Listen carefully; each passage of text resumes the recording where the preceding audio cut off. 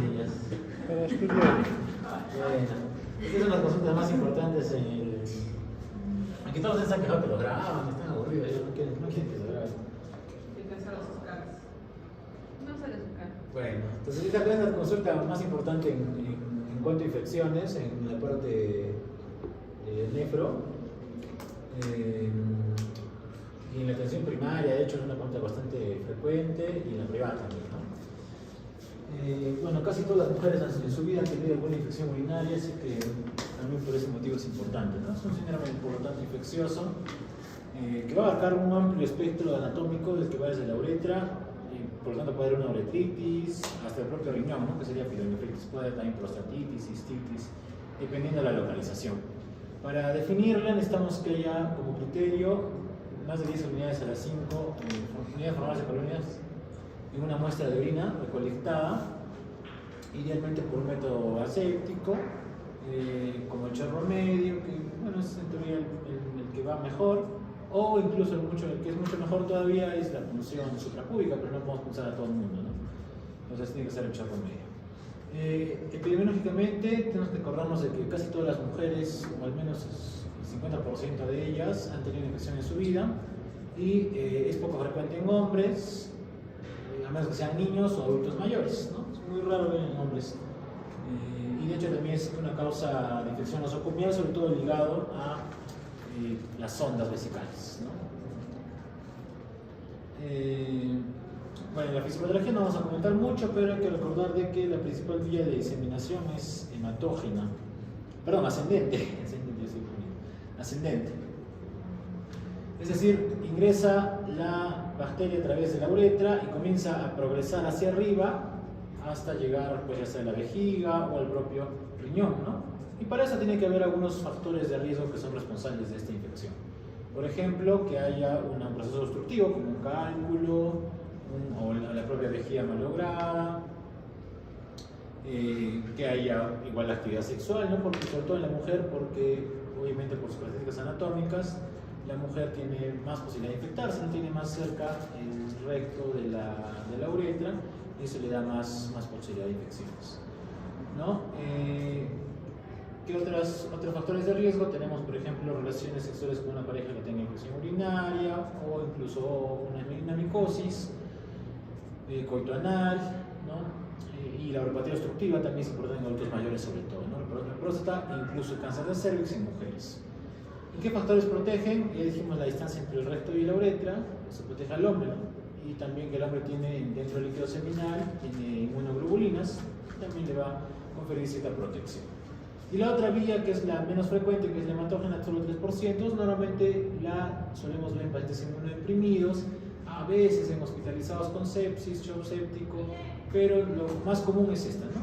La vía ascendente, no se olviden. Bueno, hay que recordar también otros factores de riesgo, ya hemos mencionado algunos. Por ejemplo, si son pacientes geriátricos, obviamente el paciente geriátrico probablemente tenga encefalopatía, esté postrado, va a usar sonda, también tiene inmunodeficiencias, entonces tiene más posibilidad de infectarse, ¿no? Si tú eres un paciente diabético, por ejemplo, y tienes una sonda permanente, también vas a tener infecciones. Si igualmente tienes una alteración de la vía urinaria, ya sea un reflujo vesicoureteral, ya sea una vejiga neurogénica, ya sea otros, también vas a tener un riesgo de infecciones. Y si tienes un cálculo renal, también vas a tener riesgo de infecciones por obstrucción. ¿Ya? Otros factores, por ejemplo, pacientes inmunodeprimidos, ya sean trasplantados renales, diabéticos, etc. Esos pacientes que tienen vejiga neurogénica y comienzan a hacer volumen residual postmiccional incrementado, como en los diabéticos, como en pacientes que tienen fractura de la columna y trastorno de la médula ósea, ¿no? ¿Cómo se llama esto? TBM. Bueno, la lesión de la médula ósea, de la médula espinal, eso les genera obviamente vejiga neurogénica y factor de riesgo para infecciones urinarias. ¿Ya? En el caso de los hombres, hipertrofia prostática, y por ahí si es que les han hecho una cirugía reciente de próstata o alguna instrumentación quirúrgica, también van a tener más riesgo. Y en las mujeres es frecuente en el embarazo porque hay cambios anatómicos propios del del embarazo como una hidronefrosis fisiológica, y también en el caso de las mujeres mayores que tienen prolapso de órganos genitales, entre otros. Lo más frecuente es que va a ser ocasionado por bacterias, ¿no? Dentro de estas, los gram negativos y principalmente las enterobacterias como E. coli son lo más frecuente. Algunas veces puede ser ocasionado por otro tipo de bacterias como los gram positivos, por ejemplo, Staphylococcus saprophyticus, sobre todo vemos en mujeres jóvenes, ¿no? 20, 30 años o menos, o adolescentes, puede verse eso. Hongos es frecuente en inmunodeprimidos y sobre todo diabéticos, hay que pensarlo, o en pacientes que han recibido antibiótico terapia en los últimos 3 meses, o han estado hospitalizados también en el último mes, ¿no? O que estén pues en UCI o sean trasplantados, o sea, algún tipo de inmunodepresión, pero sobre todo diabéticos. Y virus normalmente vemos en trasplantados, y ahí está asociado, por ejemplo, citomegalovirus, adenovirus, poliomavirus.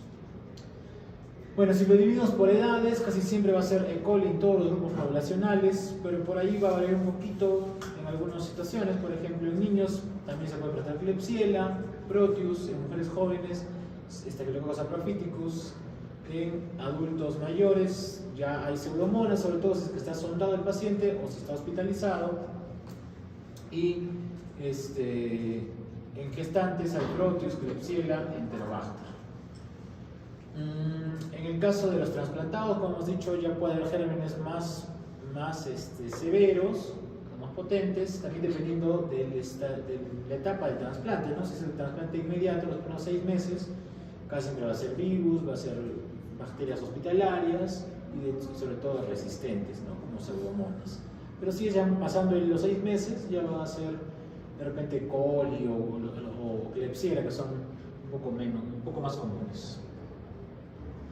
Esta es una tesis que encontramos en la universidad para valorar los pacientes que tenían ITU y cuál fue el germen más frecuentemente hallado de acuerdo a si es que era una ITU intra o extrahospitalaria.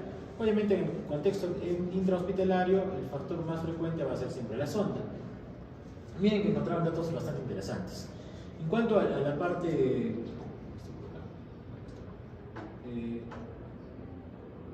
las bacterias según el medio, la más frecuente siempre fue E. coli, tanto en el medio intra como extrahospitalario. Y algo que me llamó la atención de este estudio es que en segundo lugar estuvo Staphylococcus aureus, pero en cuanto a intrahospitalario fue pseudomonas. Y en el caso de tanto mujeres como hombres, cuando lo dieron por sexos, igual fue E. coli la más frecuente, y en el caso del hombre pseudomonas, probablemente relacionado al uso de sonda. Entonces, a nivel extrahospitalario, la más frecuente fue E. coli, segundo lugar aureus, tercero Proteus melabilis, y en cuanto al medio intrahospitalario, igualmente E. coli y luego Pseudomonas aeruginosa. Esta es otra tesis que también encontramos, ¿no? Esta es de la UNSA. Me llamó también la atención el hecho de que dentro de los síntomas que han encontrado en el estudio, la fiebre no está tan caracterizada como tal, ¿no? Solamente acá está fiebre, ¿no? Casi el 36.5% de los pacientes solamente tuvo fiebre. Y es que en realidad este estudio, la edad de los pacientes fue un poco mayores, ¿no?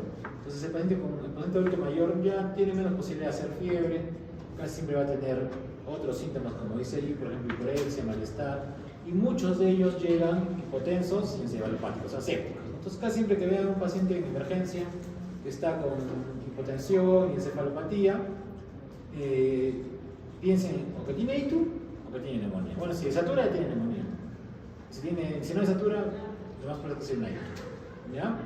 Igual miren, la puniopercusión lumbar también solamente se encontró en el 31% de los pacientes, entonces también no es tan frecuente como a veces lo pensamos.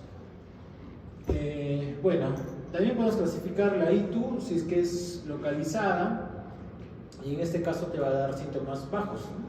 Disuria, colaquiuria, frecuencia miccional aumentada, incontinencia, o es una ITU sistémica, ¿no? Te va a dar fiebre, escalofríos, hipotensión, taquicardia, puniopercusión lumbar positiva. Entonces vamos a hablar un poquito de algunas de ellas. Cistitis, por ejemplo. La cistitis es característico que da síntomas urinarios bajos, o sea, disuria, poliaquiuria, pujo, ¿no? Aumento de la frecuencia miccional. Y también es muy característico que se presente en pacientes, como dice allí, premenopáusicas, sanas, no gestantes. Esa es como que la triada muy característica de este tipo de enfermedad, o es más frecuente en ellas, ¿no? Está relacionada muchas veces a la actividad sexual, al uso de espermicidas también, a la nueva pareja, al no uso de condón. Antes, bueno, se le llamaba la infección de la luna de miel porque era la primera infección de la mujer, obviamente relacionada a la primera actividad sexual. Y algo que tenemos que descartar siempre es que haya flujo genital o fiebre. Pues si hay flujo genital, eso va a ser una vaginitis, y si hay fiebre, es una pielonefritis. Entonces todo parte de ahí, ¿no? de encontrar, preguntarle eso al paciente y obviamente examinarlo y ver si hay fiebre. Y si es que no la hay, pues que ninguna de las dos es una cistitis, ¿ya? Y esto es importante porque para el tratamiento también vamos a tener que clasificarlo según si es cistitis o pielonefritis, o es complicado o no complicado, ¿ya? En realidad una cistitis basta con el criterio clínico, no requerirías un examen de cultivo, que es lo confirmatorio, pero siempre es mejor realizarlo, ¿no? Sobre todo para ver el antibiograma. Bueno, la pielonefritis ya ustedes seguramente sí han tenido oportunidad de ver en semiología algunos pacientes así. Tiene una triada característica, que es fiebre, escalofríos, náuseas, vómitos, dolor en el ángulo costovertebral, ¿no? Y aquí en esta ocasión siempre tenemos que tomar cultivo. Todos los pacientes deben tener cultivo para verificar el germen y para verificar la sensibilidad antibiótica, porque muchas de estas pielonefritis van a complicarse, van a llegar a falla renal, van a llegar a sepsis, por lo tanto tiene que darse un adecuado manejo antibiótico de la infección, ¿ya? Bueno, hay otras que no las he puesto aquí, pero ya es parte del artículo que se les va a enviar. Obviamente hay absceso renal, hay pielonefritis antogranulomatosa, hay pielonefritis enfisematosa, creo que son todas. Pero también quiero hacer hincapié en un par que son importantes, que son la bacteriuria asintomática. Y esto sí es frecuente de verlo y a veces cometemos el error de dar antibiótico cuando no deberíamos darlo. Entonces la bacteria asintomática es aquel paciente, ¿no?, que tiene hasta dos cultivos positivos con más de 10 a las 5 unidades monomoles de colonia, ¿ya?, pero no tiene síntomas. Entonces si no tiene síntomas no deberíamos tratarlo. ¿Listo? Y esto es frecuente, casi siempre lo vamos a encontrar en pacientes sondados y por ahí en adultos mayores obviamente, y a veces también vemos en diabéticos y en mujeres jóvenes. Entonces si no hay síntomas no hay necesidad de tratar porque vamos a generar resistencia, entonces es contraproducente. Y otra cosa que sí vemos con cierta frecuencia es la itis recurrente. Entonces aquí vemos infección recurrente a aquella infección que tiene dos o más episodios, 2 episodios en 6 meses o 3 o más en un año.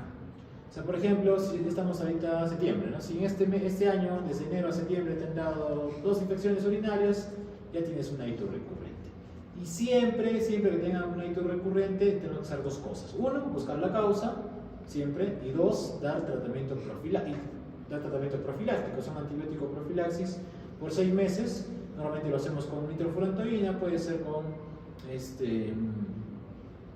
ciprofloxacino, sulfamethoxazol, amoxiclavulánico, cualquiera de ellos, pero el más usado es nitrofurantoína. Ya se da antibiótico una vez en la noche por 6 meses, de repente hasta más podemos darlo dependiendo de la evolución del paciente. Y como les digo, siempre es necesario buscar la causa y tratarla porque si no va a seguir habiendo infecciones urinarias. Podemos dividirla también en dos clases, ¿no? Puede haber una itis recurrente tipo recidiva, cuando quiere decir que hay una nueva infección que está relacionada con la anterior. O sea, tiene que pasar un corto tiempo, solamente 2 semanas, y por lo tanto el germen es el mismo. Es decir, hoy ya tuviste una infección y acá 14 días tienes otra infección y en ambos episodios es E. coli. Entonces es una recidiva.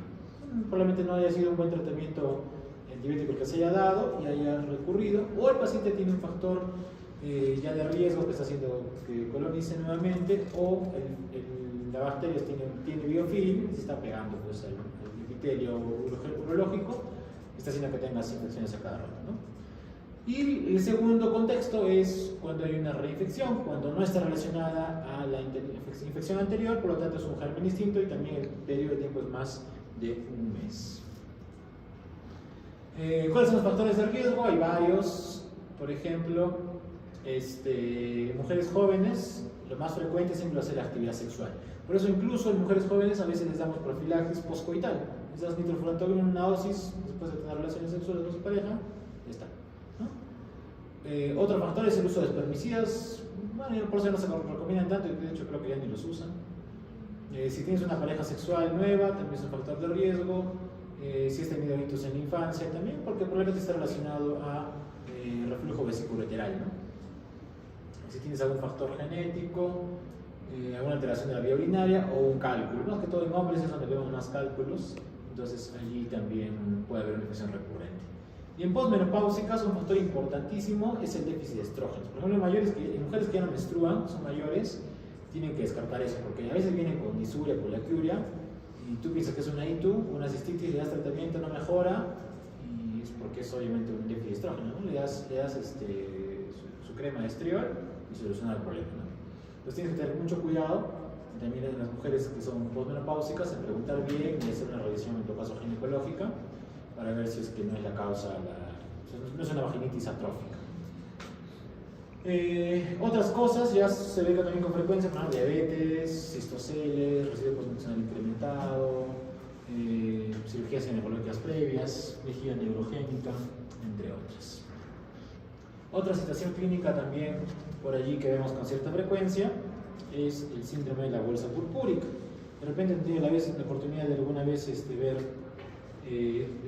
pacientes que tienen sus bolsas urinarias, sobre todo cuando son pacientes crónicos que usan sonda crónicamente, podemos encontrar esa coloración que están viendo allí, ¿no?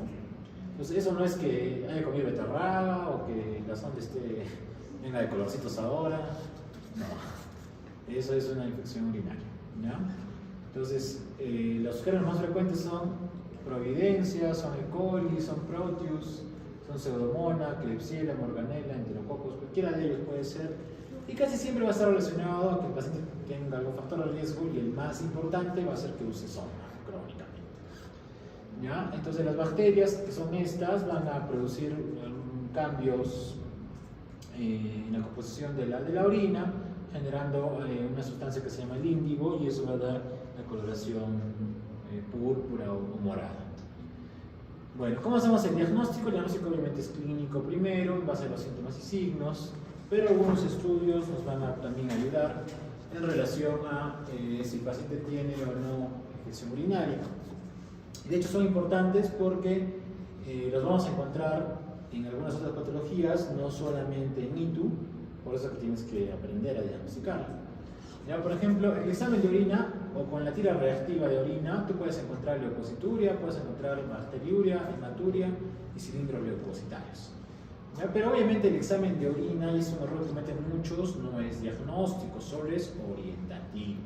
¿Ya? Entonces, un paciente que tiene clínica, ¿no? Disuria, poliacuria, etc., tiene leucocituria, hematuria y bacteriuria, tú sospechas que puede tener una infección urinaria, pero ¿cómo haces el diagnóstico? Con el urocultivo, ¿ya? ¿Por qué? Porque puedes encontrar mujer joven con leucocituria y hematuria, o ser un lupus, o ser una vasculitis, o ser un etavios renal, ¿no?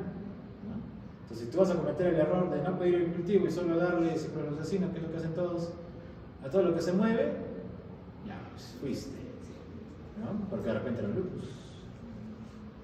Entonces, como dice allí, el gol estándar para el diagnóstico es el urocultivo, ¿ya? Además que, obviamente te va a decir cuál es el germen, y haces tu epidemiología local y para tu propio paciente, y tienes antibiograma, y con eso puedes mejorar el tratamiento o dirigir el tratamiento antibiótico, ¿ya? Otros exámenes que podemos ver, obviamente la coloración de la orina, ¿no? Si la ves turbia, o ves con detritus, o la ves púrpura, ya, pues sospecha altamente de que tenga tu paciente una infección urinaria.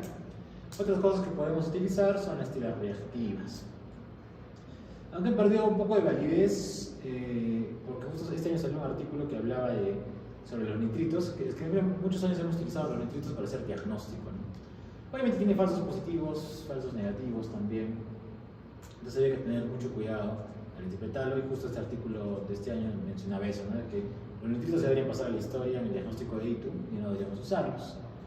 Pero si es que viene en compañía de esteriasis leucocitaria, también te puedes sospechar altamente que puede tener infección viral a tu paciente. Si están los dos positivos, ¿no? Si está uno de ellos, mejor pide siempre grupo positivo, ¿ya? Porque igual hay falsos positivos que están por ahí.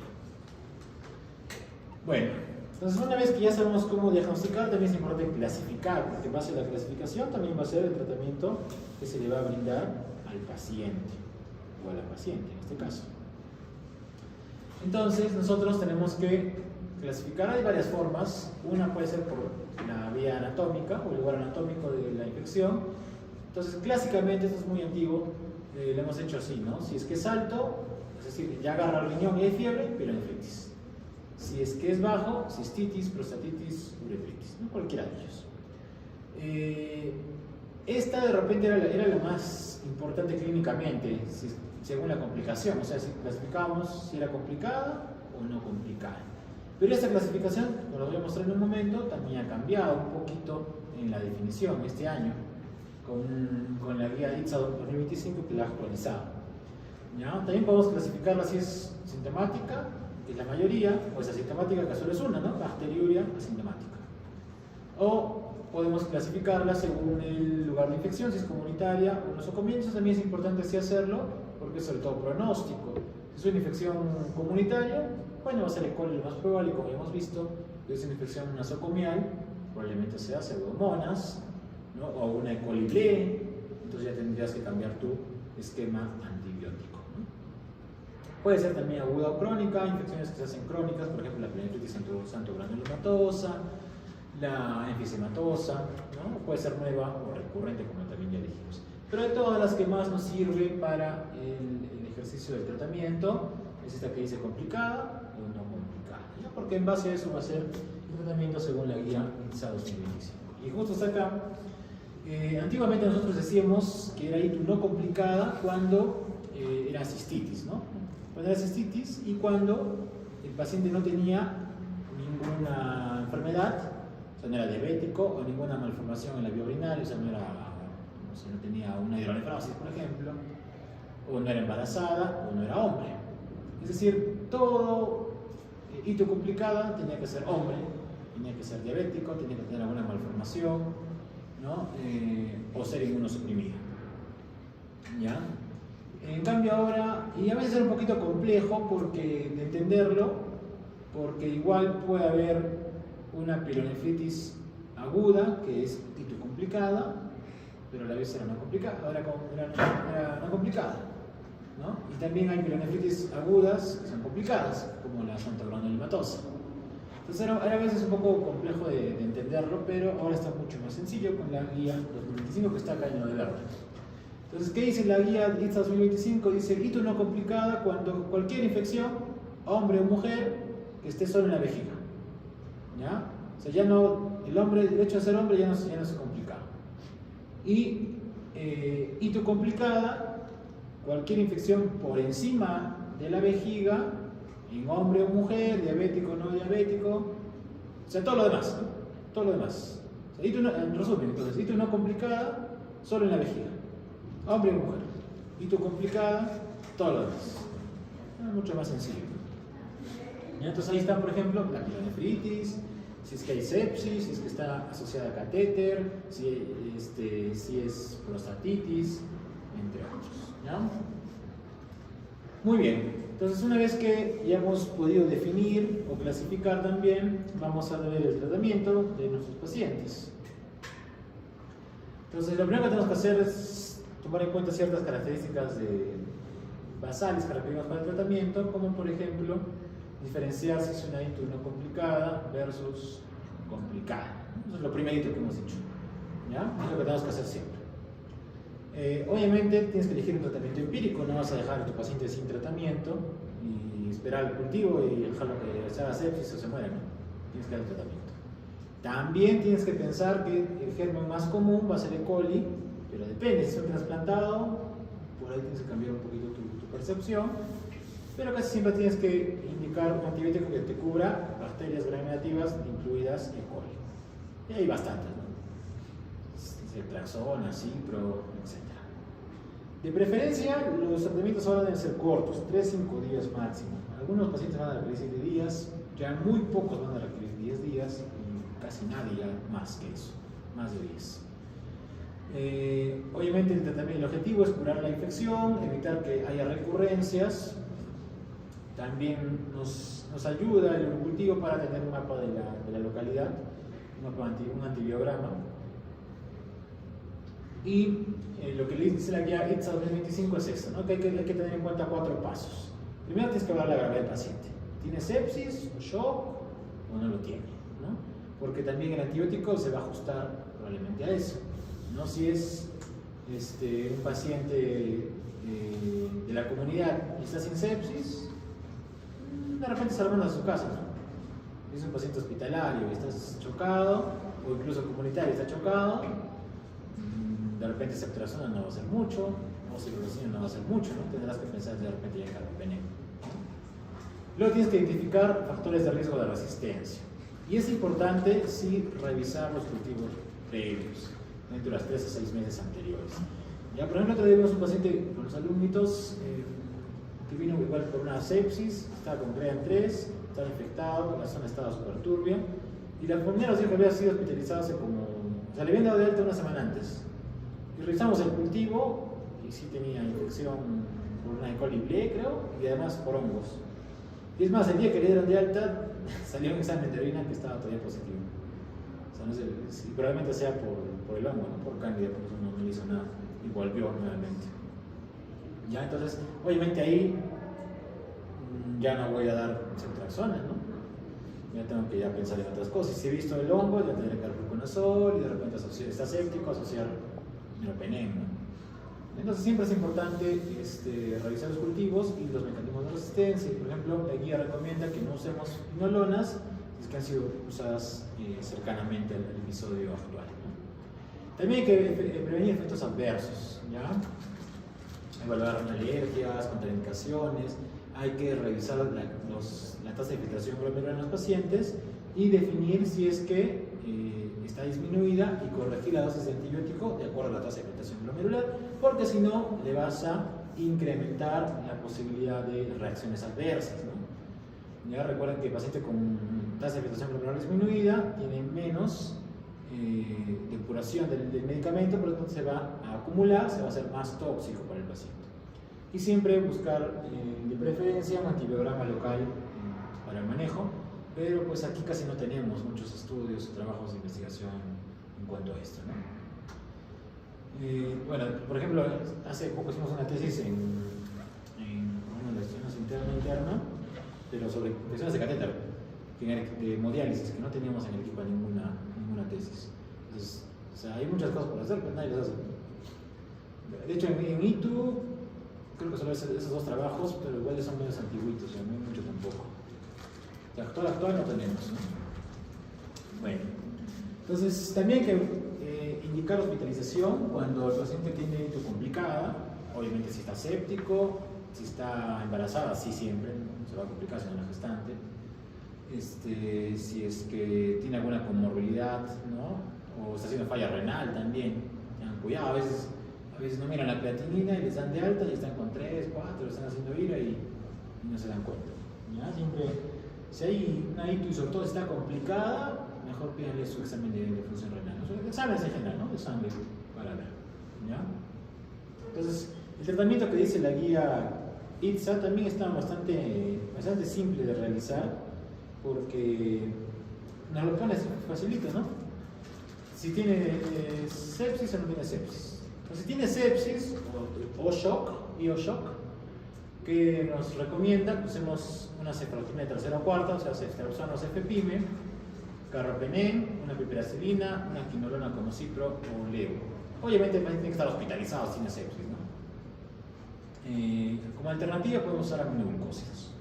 Si no tiene sepsis, si tú quieres darle vía endovenosa, que también puede ser, de repente está vomitando, no te da la vía oral, ¿no? Lo puedes manejar también así.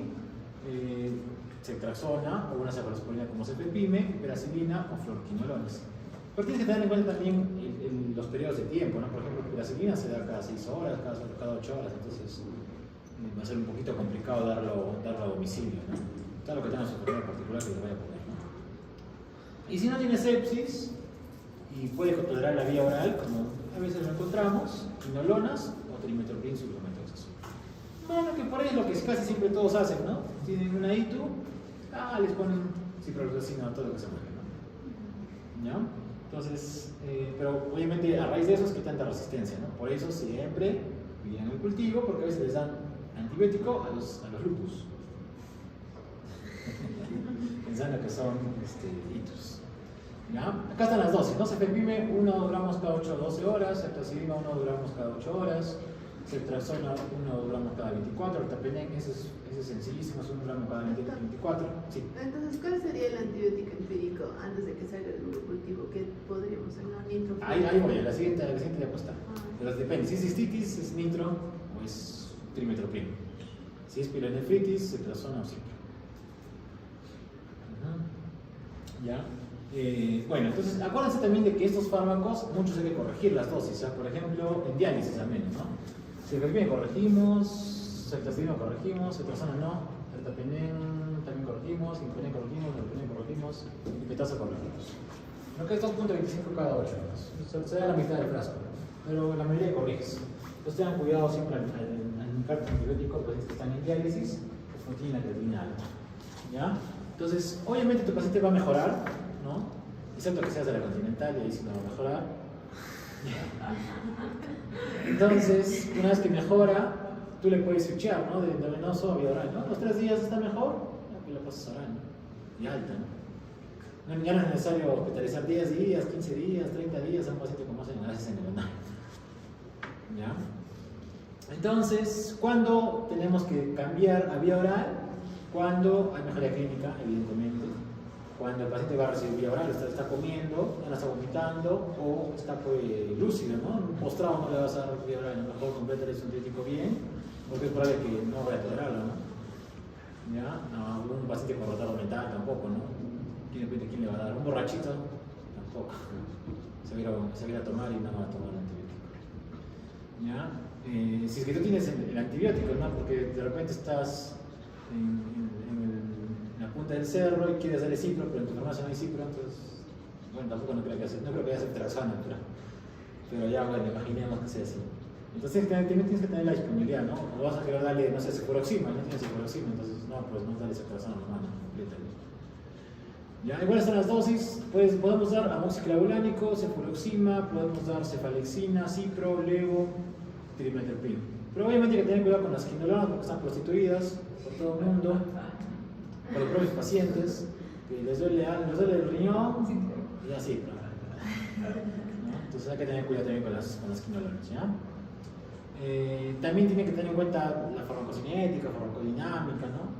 Todo lo que es la biodisponibilidad, todo lo que han hecho en el fármaco, que deben acordarse mejor que yo. Están frescos. Bueno, acá está lo que estabas preguntando, este es el ultra resumen. Entonces hemos dicho, vamos a las cortes siempre, ¿no? Lo que recomienda la guía ITSA. Si es cistitis, 3-5 días es suficiente. ¿Ya? Y si es bacteriuria sintomática, en gestante, también 3 a 5 días. No necesitas más. ¿Listo? Si es una ITU complicada y hay mejoría clínica, puedes dar 5 a 7 días de quinolonas. Y si no le quieres dar quinolonas, puedes dar un betalactámico o trimetopril, ¿no? O si no le diste quinolonas, puedes dar otro, pero de repente hasta 7 días. Obviamente tienes que individualizar, ¿no? Ver la evolución de tu paciente siempre. Por eso, como recomendación, ustedes que a veces o que de repente van a ver en la atención primaria un ITUS, siempre es mejor citarlos a los 3 días. Si no mejora, refieran. ¿Ya? Si es una ITU complicada, que tiene bacteriemia o está séptico, 7 días, mejor. ¿Listo? Y si es un hombre con prostatitis, hasta 14 días podemos usar. Por eso es la única indicación. Antes era 28 días la prostatitis. ¿Ya? Y incluso a veces se daban combinaciones de antibióticos. Antes, hace miles de años todavía, dabas almica con cipro y con no sé qué más. Con cloranfenicol, yo creo que se usaba en esas épocas. Ahora basta con cipro, ¿no? Pero bueno, también hay que tener cuidado porque como está tan prostituido, no, de repente no va a servir, ¿no? Pero la indicación para la prostatitis es cipro. ¿Ya? Entonces acá está el resumen. Cistitis, ahí tienes opciones: nitro, cotri o fosfomicina, que es dosis única. Pues es un sobrecito, obviamente es un poquito caro, cuesta 55 soles, creo. ¿ya? Pero es una dosis única y ya está, no te olvides. Pielonefritis, ciproleo, ceftriaxona o cotre. Cotre todavía sirve, aunque a veces también para cerrar todo el mundo se toma sus cotrimoxazol, ¿no? Pero bueno, igual hay que siempre valorarlo, ¿no? Y ya, pues si no responde a los 3 días, cambias y ya con tu cultivo. Por eso siempre haz diagnóstico, toma cultivo, inicia antibiótico. ¿Ya? Esa es la recomendación siempre. ¿Listo? Para una gestante con una bacteriuria sintomática, sí le doy. Pues claro. Porque la otra diapositiva decía que no. Se da ¿Dónde dice que no? La bacteriuria sintomática, creo que una diapositiva decía. No, dice que no, te voy a decir. Te voy a desenmascarar con Magali. Ay, no, a la siguiente. Que dijo que no deberíamos dar tratamiento, creo. Yo no he hecho nada de gestante, he dicho que en gestante sí. Ahí dice embarazo, mujer embarazada. ¿Dónde dice embarazo? Tiene consecuencias graves. Bueno, Tiene consecuencias graves embarazadas y mira, por eso ellos sí se les trata. Ah, ya. Ya. Ahí está. Entonces, en 15 tratamos la bacteria sintomática, mujer, gestante. Si te van a hacer un procedimiento urológico, te van a sondear, te van a hacer una cistoscopía, algo, tienes que tratar. Si es un trasplante renal, y no hay falta de agregar niños menores de 5 años. ¿Ya? Todo lo demás no necesitamos tratar. ¿Listo? Muy bien. Entonces, ¿sabes? Para que. A ver si ya me entendí la clase. Bueno, también son 3. ¿Cuántos son? 2, 4, 6, 8. Puede ser, ¿eh? ¿Qué pasa? Ya se relajaba, ya están aprobados. Si se sienten aprobados. No lo va a permitir entonces. Va a venir difícil el examen. No. Claro, si no vienen en clase, se sienten sobrados ya.